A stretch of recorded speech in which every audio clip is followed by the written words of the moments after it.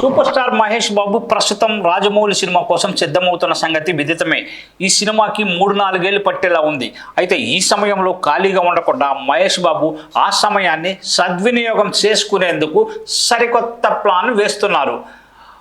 Rajamouli cinema అంటే కనీసం 3 సంవత్సరాలు కేటాయించాలి కాబట్టి ఈలోగా కొన్ని వాణిజ్య ప్రకటనలో నటిస్తున్నాడు. దీంతో పాటు కొత్త వ్యాపారంలో కూడా అడుగు పెడుతున్నాడు. ఇప్పటికే ఏఎంబి మాల్స్ హైదరాబాద్, బెంగళూరులో ఉన్నాయి. విశాఖలో కూడా త్వరలో రాబోతుంది. హైదరాబాద్లో రెస్టారెంట్ బిజినెస్ కూడా ఉంది. ఇక నమ్రత శిరోద్కర్ చేసే వ్యాపారాలు కూడా ఉన్నాయి. వీటన్నింటికి మించి కొత్తగా మహేష్ బాబు గ్రీన్ ఎనర్జీ వైపు అడుగులు వేస్తున్నారు. భవిష్యత్తు మొత్తం సోలార్ విద్యుత్తుదే కావడంతో ఆ వ్యాపారం చేయడానికి రంగం సిద్ధం చేసుకుంటున్నారు సూపర్ స్టార్. ట్రూజన్ సన్టెక్ కంపెనీతో కలిసి సౌరశక్తి వ్యాపార రంగంలోకి అడుగు పెడుతున్నారు మహేష్ బాబు.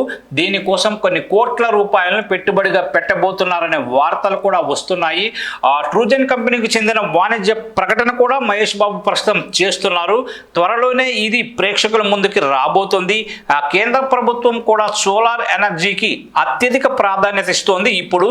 దీంతో పాటు ఏపీ ప్రభుత్వం రాష్ట్రాన్ని సోలార్ విద్యుత్తుతో నింపేయాలనే ఆలోచనతో కూడా ఉంది.